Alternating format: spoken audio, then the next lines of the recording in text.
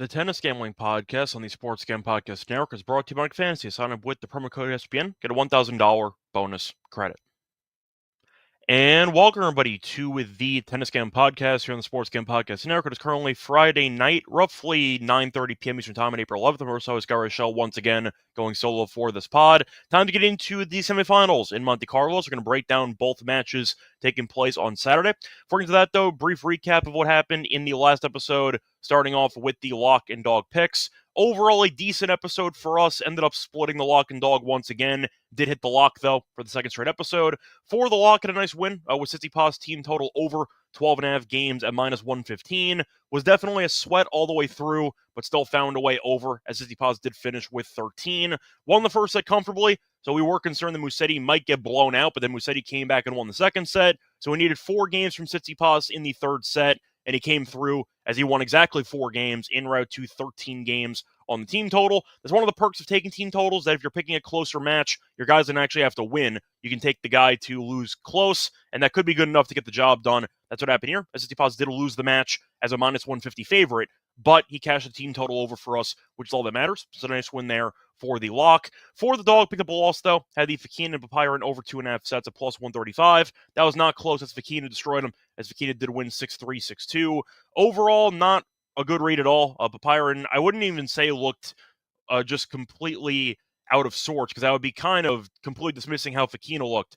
I feel like Fekina, once again, played very well, but Pyron gave away a bunch of free points. But I thought that Fekina looked sharp from the start, and it felt like he was definitely the better player as soon as the match began. So just a bad read. Fekina boat raced him. Not exactly what we had in mind, but we thought Fekina would win. Unfortunately, though, we thought Pyron would put up more of a fight than he actually did. So once again, a decent episode. Hit the lock, lost the dog. Look for a sweep here in the semifinal matches taking place on Saturday. Now, for the actual recap of the quarterfinals, starting off with the first match, just said a second ago, Fekina did destroy Papiron, as the first match was very lopsided. However, it was not the most lopsided match of the day, a spoiler.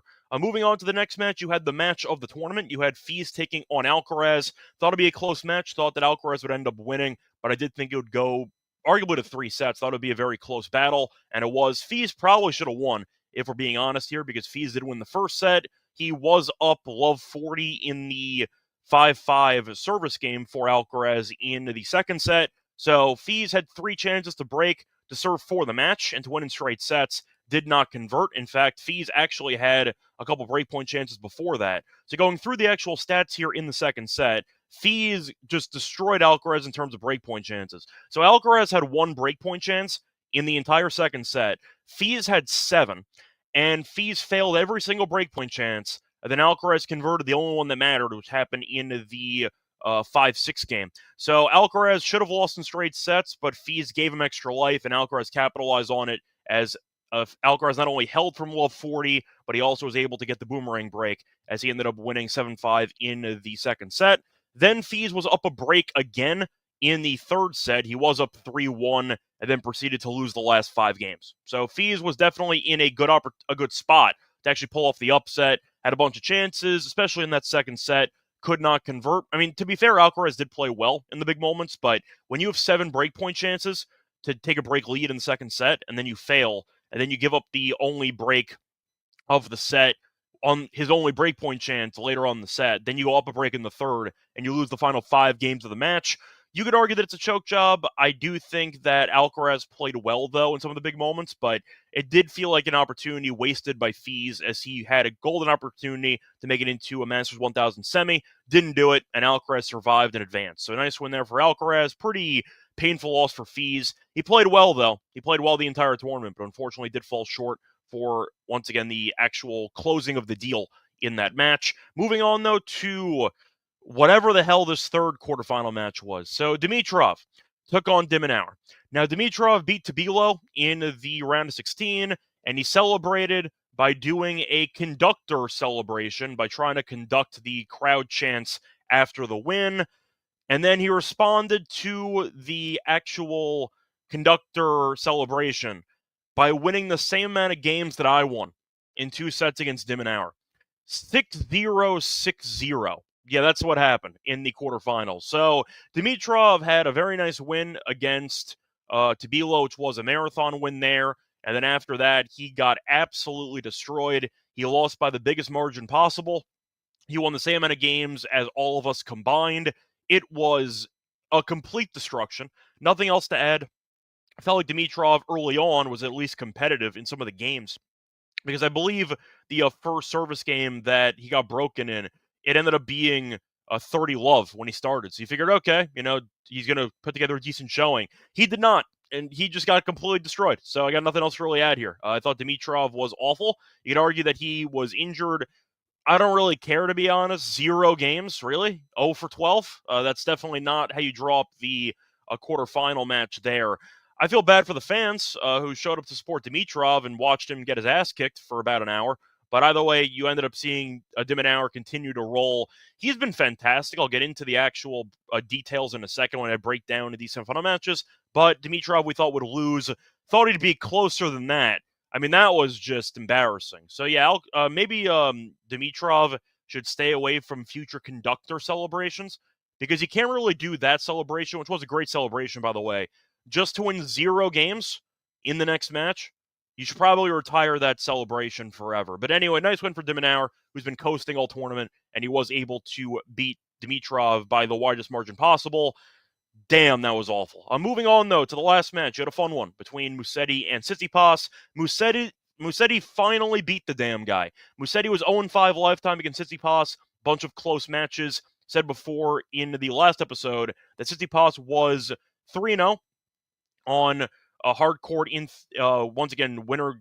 I'd say in deciding sets, he was 3-0, and Tsitsipas also won the last meeting in straight sets on clay. So Tsitsipas was 5-0 lifetime, 4-0 on clay, and 3 of those 4 clay meetings went to a deciding set, and Musetti lost all of them, but he finally got some revenge. He lost the first set 6-1, came back, won the second set, then Tsitsipas basically punted away the match itself, because Tsitsipas had 4 breakpoint chances in the middle of the third set, failed them all. Musetti did have a crazy fadeaway drop shot to fight off one of those breakpoints, but you ended up seeing Tsitsipas blow opportunity after opportunity, and if you let Musetti hang around, he will come back and beat you, and that's what happened, as Tsitsipas went from being up 4 breakpoints to immediately getting broken right after it, and you ended up seeing Musetti get the break and hold to win the match and the final set 6-4.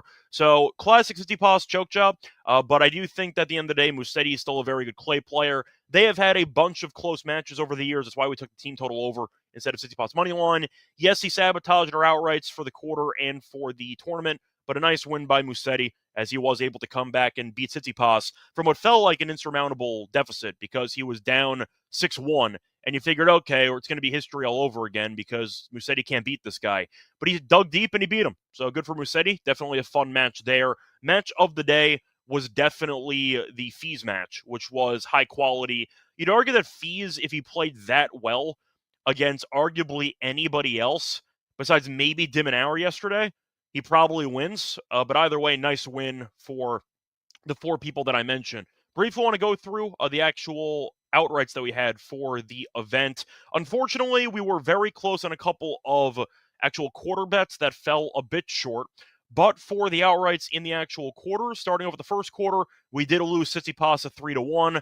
That hurts. Had a bunch of chances to put the match away, couldn't do so as he lost, so that did not work out. Second quarter, though, nice win. We had Diminauer at plus 650, so definitely a nice price there for Diminauer, who was never even in doubt after the first match sweat he had against Makic. After that, he rolled, and we saw him not drop a set again. So nice win there for Diminauer. Third quarter wasn't that close. We had Ruud and Draper, who both lost in a 3-set marathon the day prior in the round of 16. For the fourth quarter, though, we ended up losing the heartbreaker. We had Fees at 16-1.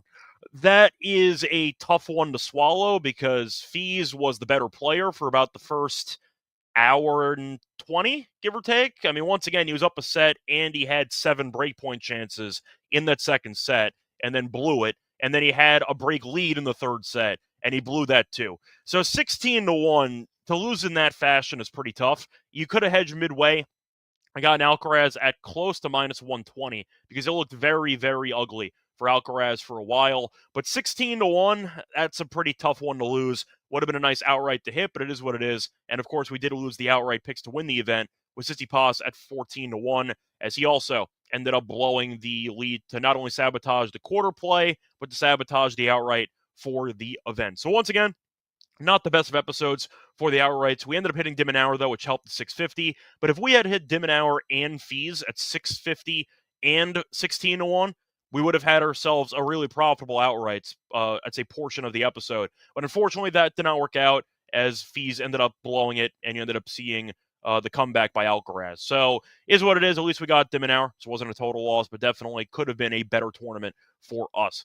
Now, before we get into any of the preview for the two matches taking place on Saturday, quick reminder that we do have a great app, and if you do want to find all of our picks and podcasts in one location, download the SGPN app. If you do, get your apps. We're also brought to EdgeBoost, because if you ever tried to get some money from your bank account at around 2 a.m. and your card gets denied, it can be pretty annoying, but that is where EdgeBoost comes in, because that'll not happen to you. If you use EdgeBoost, it has your back. It is the first ever bank account built for bettors to give you fast, reliable access to your funds, make it easier to move your money where and when you please. Plus, there are no delays that come with normal traditional banks. A reminder that it actually gets better every time you deposit into a qualified gambling account. You can earn cash rewards with a 0.5%. All this for no usage fees and no minimum balance. They also have a lot of great responsible gambling tools to help you manage your bankroll and make informed decisions. What are you waiting for? Go to edgeboost.bet with promo code SGPN.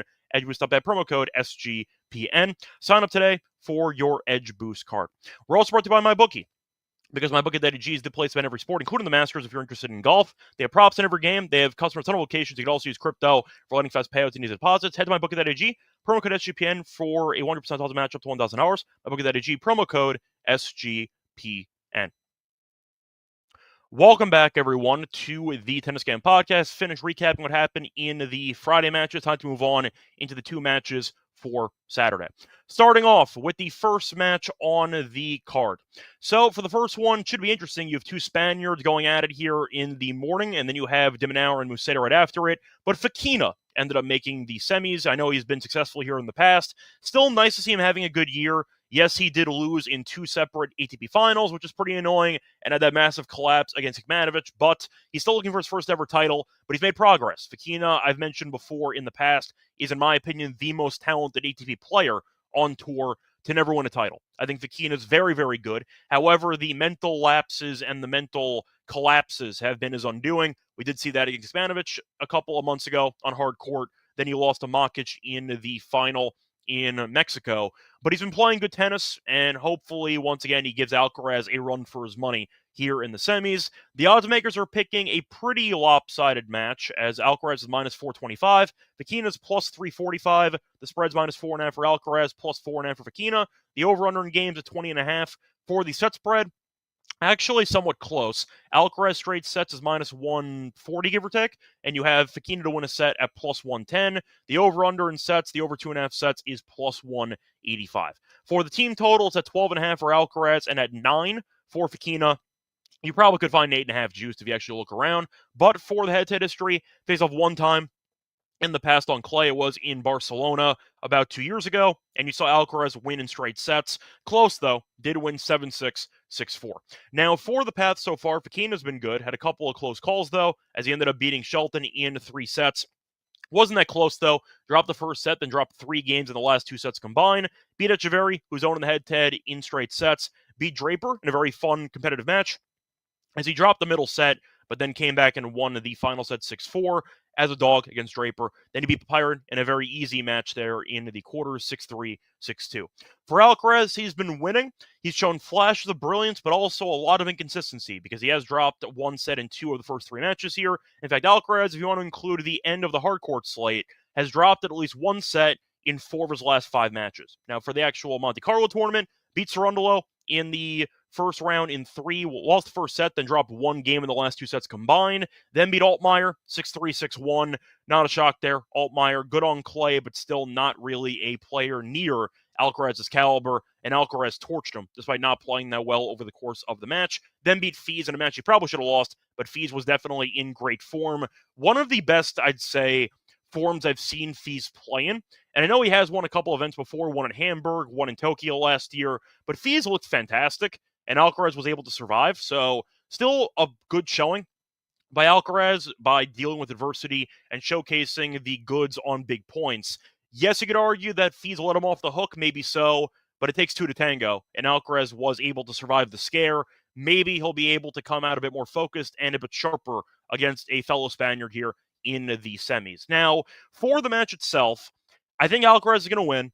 The question is Fokina in good enough form to win in straight sets, or is Alcaraz going to dial it in a little bit and win straight sets? I think for this one, I'll go with the over in this match. I think Alcaraz is going to win, probably in straight sets, but Alcaraz has been very streaky in these matches. He's had a couple of sets where he looks like his old self again, winning the French Open. He looks that good. And other sets where he can't keep the ball in play. And I feel like the serve is pretty vulnerable on the courts here in Monte-Carlo. I know Fokina is not a great server, but he's been serving fine in the event. Alcaraz, though, has dealt with a bunch of breakpoint chances. And I feel like with the opportunity constantly knocking for his opponents to break, I'm a bit skeptical on Alcaraz winning in completely dominant fashion. I think it's going to be close. I think that Alcaraz wins. Maybe it's a replay of the match we saw in Barcelona between them a couple years ago, where Alcaraz wins a breaker and then maybe wins like 7-6, 6-4. But I see a close match. I think Fokina, though, on big points based on history, I think he's going to choke. Now, I do think Fokina will keep it once again respectable. I think he's going to be able to push Alcaraz to the brink in a set or two, but I see Alcaraz winning probably in straight sets. The main issue that I can't shake is the constant, I'd say, tightness that Fokina experiences with his game in big moments and here against Alcaraz.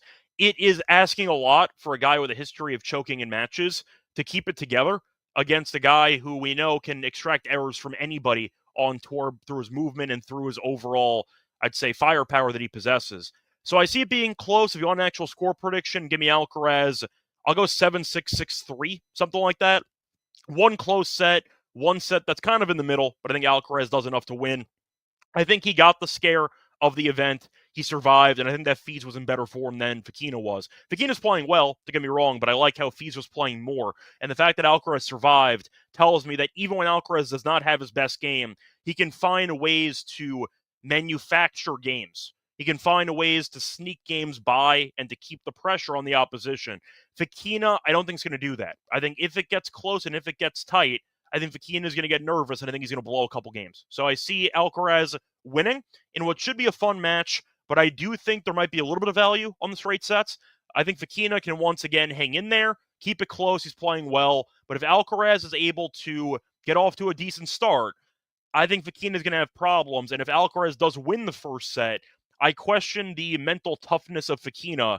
Is he going to roll over in the second set, or will he fight back? I don't really know. I think Fokina might roll over, at least based on his mental, I'd say, frustration. If he loses a very close set to Alcaraz, that's kind of where I'm at. I think Alcaraz wins in straight sets.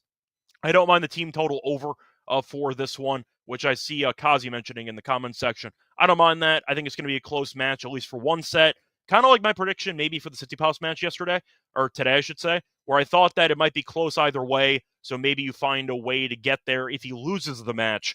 I'm not picking Alcaraz to lose, though, but I can see a world where you end up getting a breaker or maybe a 7-5, and Fokina's actually had a lot of those recently. If you want to actually look at the history of Fokina's close sets, I actually wrote this down.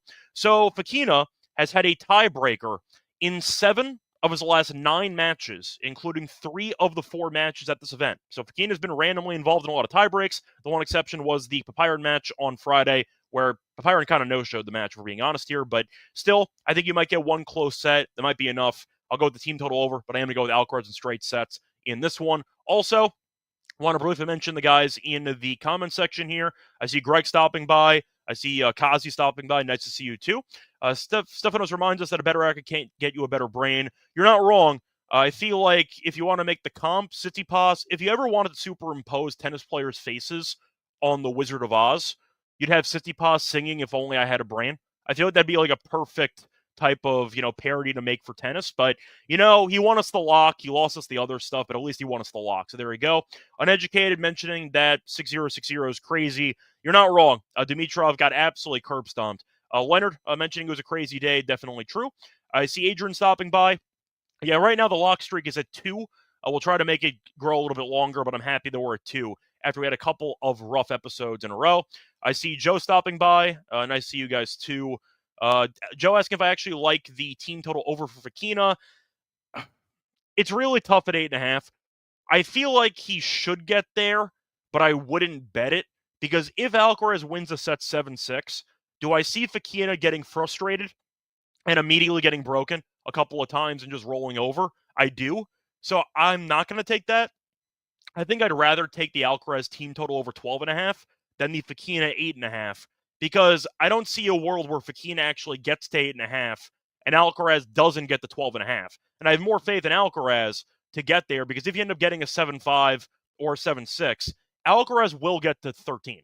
So I feel like comparing the two, there's overlap there. The only way Fekina gets to 8.5 and Alcaraz does not get to 12.5 is if Alcaraz loses in straight sets, which I don't see happening. So based on that comparison, Joe, I'd rather take Alcaraz at 12.5 for the team total than Fekina. You're backing the better player, the more trustworthy player. You get the same script of a close match, but you get Alcaraz winning at least one set in that script, which I think is very likely for this case. Moving on, though, to the next match on the actual card. You have Musetti taking on de Minaur. Not the match we thought we'd end up getting, but it should be a fun one nonetheless. For the actual pricing, de Minaur is minus 135. Musetti's plus 115. For the spread, minus 1.5 for de Minaur, plus 1.5 for Musetti. The over-under in games is 21.5. For the set spread, you have Musetti to win in straight sets at plus 245. De Minaur to win in straight sets at plus 175. The over 2.5 sets is plus 145. The team total here, de Minaur over 12.5 is plus 110. You Musetti over-under at 12 is about minus 115 apiece. So for this matchup, going through the actual head-to-head history, faced off 2 times, 0 times on clay, though, so might not matter. Musetti beat him on grass last year in London in 3 sets, and ended up seeing Musetti lose in 4 sets against de Minaur in the Aussie Open back in 2022. Now, both guys have very different paths here in the event, because Musetti has been constantly involved in wars. Had a 3-setter against Bu, a 3-setter against Lehecka, beat Berrettini, who looked awful in that match, and then beat Tsitsipas after dropping the first set. So one common theme, Musetti has lost the first set in 3 of the 4 matches. So de Minaur first set could be an interesting option. For de Minaur, dropped the first set to Makic in the event. Since then, he has been on the absolute warpath. He has not only won all 6 sets, but he has not dropped more than 3 games in any of those sets. Beat Makic 6-0, 6-3. Beat Medvedev 6-2, 6-2. And beat Dimitrov 6-0, 6-0. He is kicking people's asses left and right. I feel like de Minaur is playing phenomenal tennis, and I do think that he is worthy of being the favorite in this spot. Now, the question is, Musetti's been able to climb himself out of different, I'd say, deficits over the course of the tournament, and he also, of course, is a former bronze medal winner in the Olympics for clay. We know he's a very good clay player. However, do I think he's playing well enough to survive dropping a set to de Minaur and coming back? Because so far, he's been able to beat Tsitsipas, he was able to beat Berrettini, who was really not playing great at all in the course of that match, but he ended up coming back against Lehecka as well. I think that I'm going to go with de Minaur for this one. It's really tough for me to make the argument that there's a player right now in better form than de Minaur. I'm not saying I would take him over Alcaraz in a final, but I do think when you're looking at who right now passes the eye test the most for overall consistency, it's got to be de Minaur. De Minaur is destroying people, and I feel like Musetti can't afford to drop another set and try to win 2 sets in a row against de Minaur based on current form. So I think if Musetti loses early in the first set, I don't see him climbing out of the deficit again. Tsitsipas, we know, hit a lot of unforced errors. The main issue for the match for Tsitsipas was his serve. He could not hit a first serve to save his life in the third set. But even with that being the case, still had 4 breakpoint chances to basically grab a lead to potentially hold it out and win the match. So Musetti, despite Tsitsipas not serving well at all, still had a very tough battle, and he was able to survive. Musetti, though, stands very far back on the court for returns. De Minaur is not a great server, but it should not matter because Musetti stands so far back. So I don't see Musetti being that aggressive on the actual return game for this matchup. Musetti's going to keep the ball in play, stand far back, and try to let the looping one-handed backhand do its job. But I think that's a good thing for de Minaur, because de Minaur wants to rally. He's been great at rallying so far in the event. That's why he's not dropped a set since the first set against Makic. I think that it's a bad matchup based on current form for Musetti. And you have to wonder about overall fatigue, because Musetti has played the maximum amount of sets besides one, and that was against Berrettini. So we've seen one guy coasting through basically every round, one guy having a war in basically every round, And now I'm a bit concerned that maybe the guy expended so much energy, emotionally and physically, that was one of the bigger matches that Musetti's won. Yes, he has won in the Olympics before, but he's never beaten Tsitsipas. It was in Tsitsipas's backyard, basically, because he's won Monte-Carlo 3 times in the last 4 tournaments. So I do think it's a nice win for Musetti. I question, though, if he will be able to physically bounce back and mentally bounce back and reset against the guy right now that is in, I'd say, just God mode at this point. So I'll go with de Minaur in this one. I think the price is affordable, and I think he should win. Maybe it goes 3, but I do think de Minaur is playing better tennis than Musetti right now. Might be fun, but I'll go with the guy in better form at a pretty affordable price. Give me de Minaur to get the job done in this one on the money line. I see Leonard asking if de Minaur is worth a flyer to win the whole thing. Probably. I mean, you could argue Mr. Window. At the same point, we did end up taking him to win the quarter, so if you want to roll that over, you can. I think he's probably going to lose to Alcaraz. It's just tough to visualize Alcaraz losing. They ended up having a final a couple of months ago on hardcourt in Rotterdam, and de Minaur did win a set against Alcaraz. He lost the match, but I thought Alcaraz was on the ropes at times. I can see that happening in this one. I think de Minaur, I could argue, maybe has a chance to beat Alcaraz. I don't think he's going to, but is it worth a flyer? I'll put it this way. I've seen worse long shot bets than de Minaur to win the event because he has been rolling against good competition. Yes, you could argue Dimitrov has been, I'd say, struggling physically a bit over the course of that match, and Medvedev was exhausted after the match against Muller the round prior. I don't really care. Watching them play, de Minaur looks really, really good. So I think you can make an argument for that one.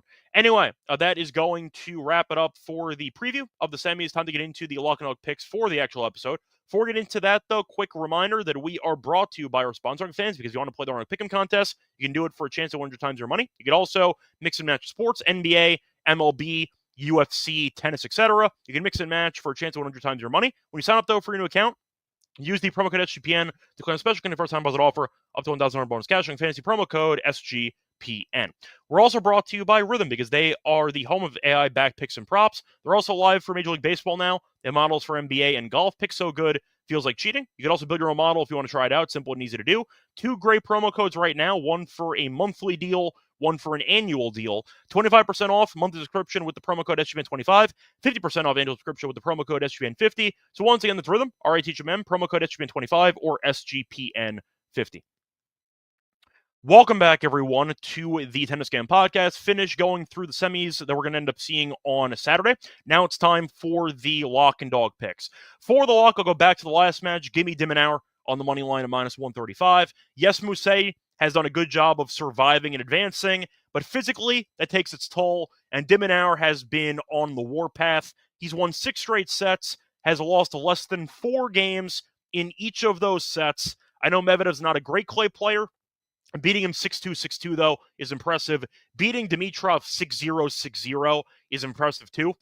The point is, de Minaur had a lot of, I'd say, ease in his matches that Musetti didn't have.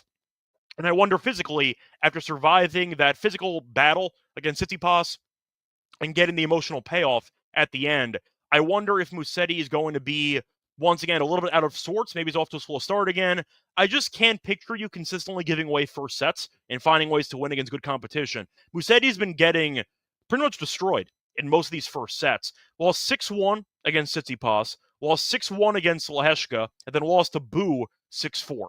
So he's not been good early in matches, and I feel like that could be a bit of a problem when Musetti's played 11 of the 12 possible sets that he could play in this event. Fatigue could be a problem. De Minaur, though, had the opposite path. He has been cruising, and I do think that the extra time on court for Musetti will eventually come back to bite him. But de Minaur is playing good tennis. I think that he is right now playing the best tennis of anybody besides Alcaraz, I guess. You could argue he's playing better than Alcaraz right now, but I do think that Musetti will keep it close, keep it somewhat respectable, but I think de Minaur will make the match long, make it grueling, and I question Musetti's physically.